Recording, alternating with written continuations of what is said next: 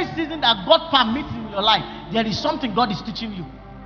For every season that God opens you up to, the end of the season is not to kill you. It's to drive home a lesson that can furnish in you strength to bring about the fulfillment of his agenda. Number one is the what? The dry season. Number two is the what? The waiting season. Number three is what? The rainy season. And the season of what? Test and try.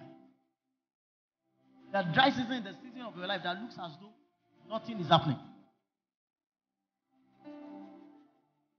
I'm not saying you are waiting now. You are doing all that you should do, but nothing is what? And there is another season called the waiting season. That season of your life, you are doing everything possible. You are calling on God, but you can't hear a feedback. That time, God is teaching you patience. Because any man who will rise high must be a man of patience. And there is another season that is called the seasons of test and trials. That is when God refines a man. That's the season of a man's life whereby God refines you. He begins to wed and wedge into you beauty. He begins to wed and wedge into you glory. But you might not be conscious of what he's doing. Because all that you are seeing that time is the furnace of affliction.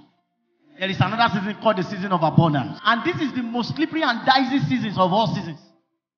Because that time, there's a chance for you to forget the God who has brought you into the abundance.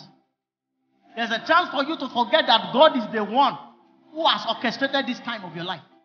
And that season, if you don't learn how to maximize it, listen to me, another season will come that there will be drought. So whatsoever you do with your season of abundance determine how you survive the drought that comes afterwards.